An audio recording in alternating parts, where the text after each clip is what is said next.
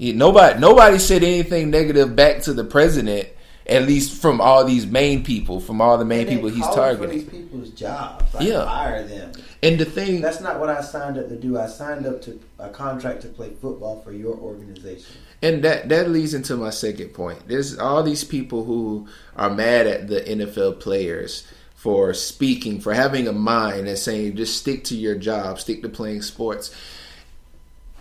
That's another sign of hypocrisy because you're working at a factory. You're working wherever job you're doing, what middle class, high class, whatever position you are, and you're out talking about these other people. I mean, both people right now are doing the exact same thing each other is doing, except one person is literally one group of people who are the NFL players are literally just protesting to say, "Hey, there's a problem in our country."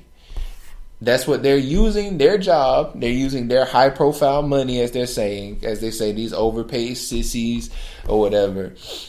And then we have these other class of people who are using their jobs wherever they're at, either higher end bankers or whoever, or these lower end community workers or whatever, is attacking them for it. They're saying, hey, don't work, do your job, do your part. If you would do your job, you wouldn't be in here trying to bash somebody else for being peaceful about their part. Because it's not like they're getting on the mic every time and saying, Trump's a bad president.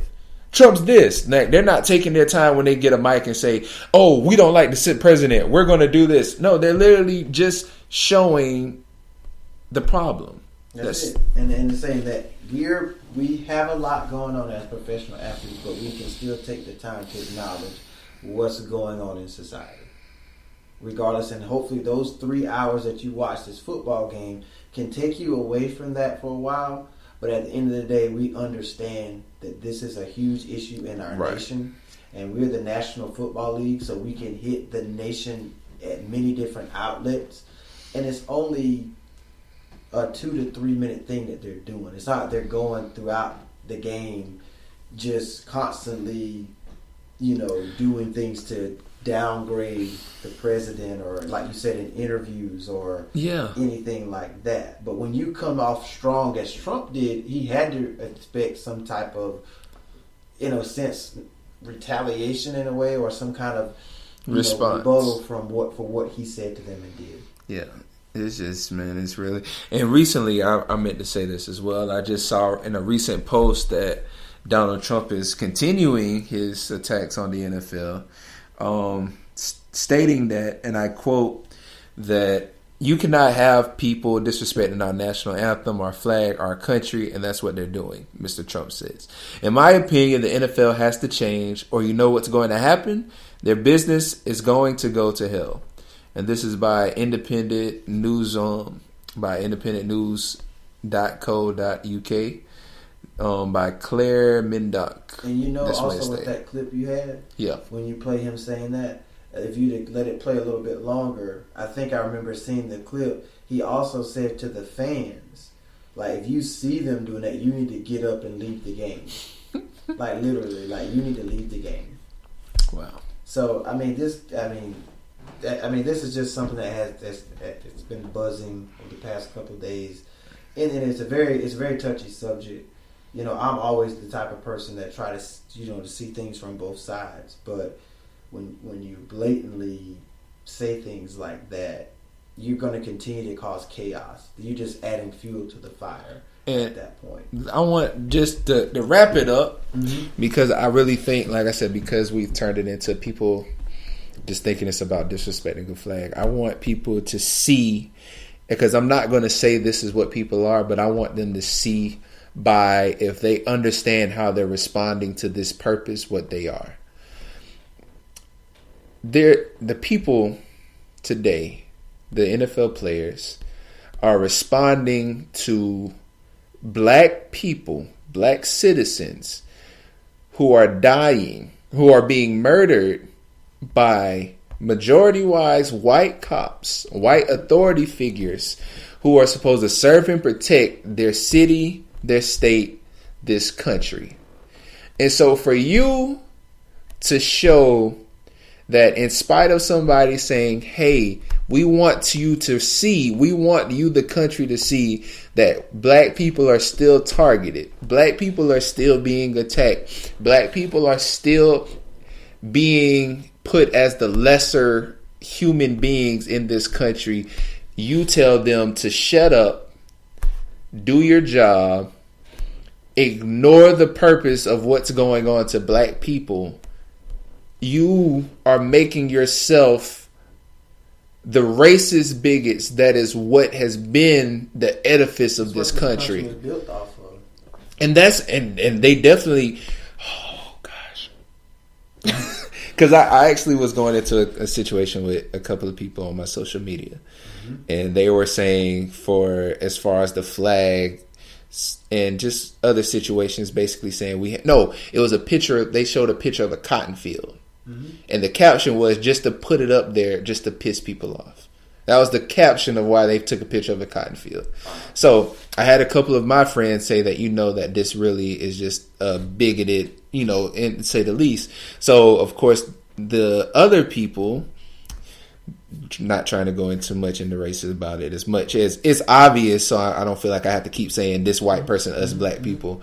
They were like, we have to let it go. So I made a statement. I said, for you to say that our ancestors should let it go, or no, we should let it go because we weren't there. We weren't picking cotton, so we should let it go. Why should this picture be offensive to us? I said, so in the same sense, I should say, why should the Twin Towers be offensive to me or you? Because we weren't there. True. And their whole demeanor changed in the situation once I said it. That's a valid point. And so we weren't there at the World Trade Center. Why should we feel? Yeah, why should I have to remember it? So their whole point was saying that we have to learn to let stuff go. That was the thing, or we have to stop avoiding the little things.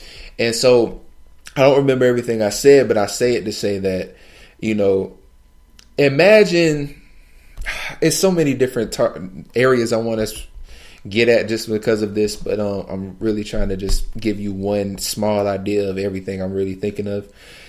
For us to say that you should let it go, but yet every year we have to remember 9/11 as a terrorist attack. But we have to forget 400 years of America birthed under racism, slavery. We have to go, because it's not like racism is just coming back.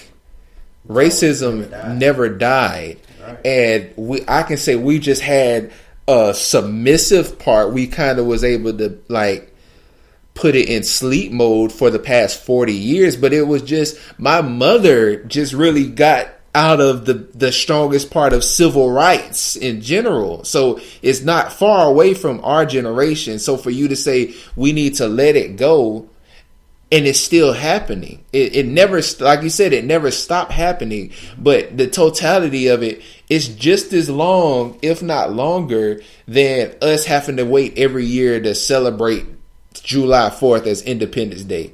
We weren't an independent people during Independence Day. We were still slaves during Independence Day.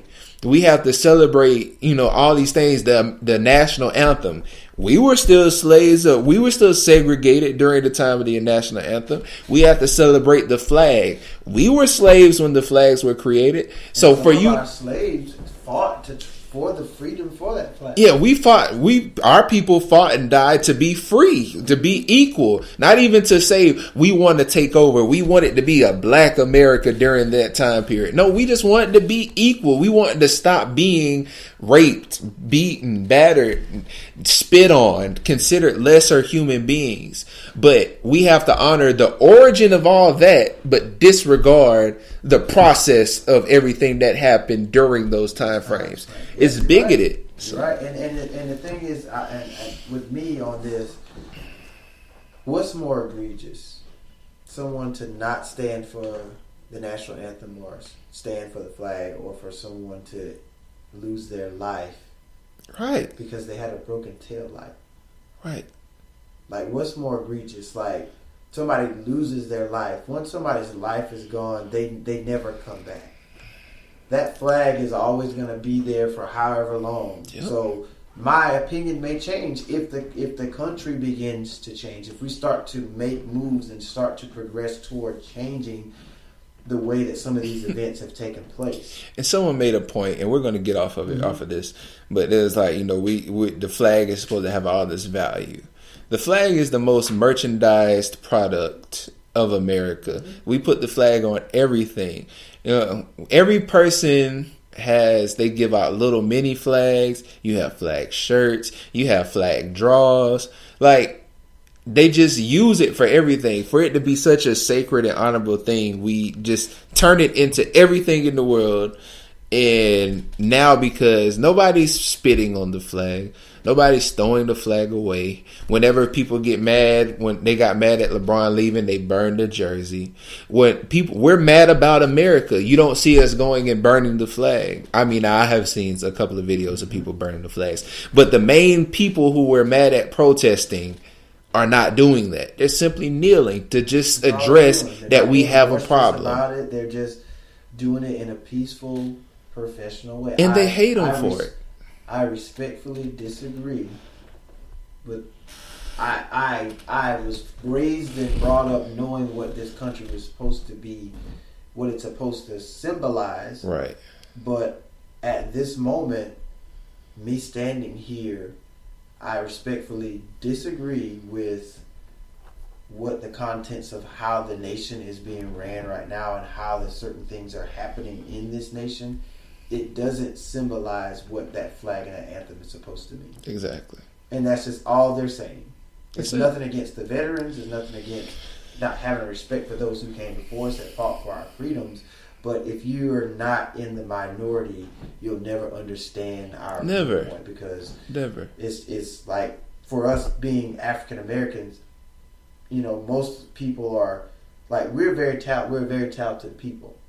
We're great singers, performers, entertainers. We have really great talent in sports. It's okay for you to cheer me every week running a football up and down the field, or shooting a basketball, or dunking a basketball.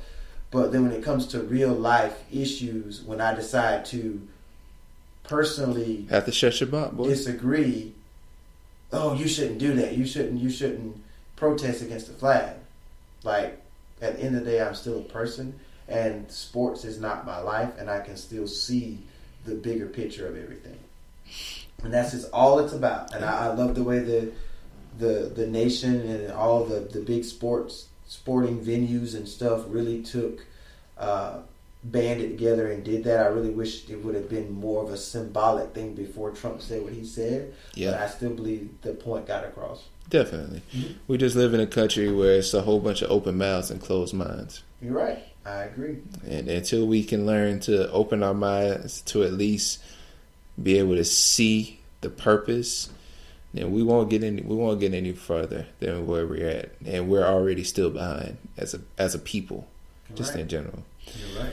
So we're going to take a break. We're going to definitely take a break right now. When we come back, we're going to get into the NBA, talk about what's been going on in this awesome NBA offseason. And then we're going to finally end up Sports Moods with our NFL Week 4 predictions. I'm C. Moody, here with D. Moody. We are Sports Moods, 2 Moodies. 1 Moody. Sports. We'll be right back.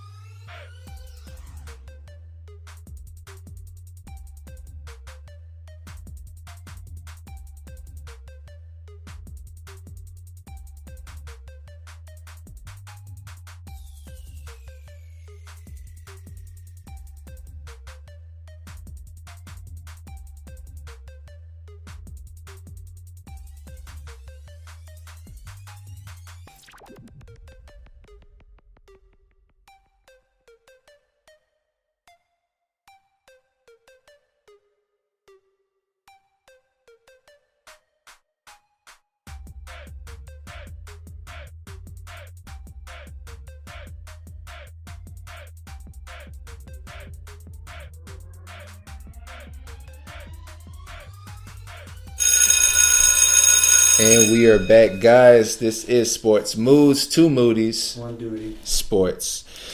We have so far touched everything from Week 3 in the NFL, college sports. We gotten on Monday Night Raw and Tuesday Smackdown Live. We touched on things in other sports, the standings in MLB. the WNBA finals.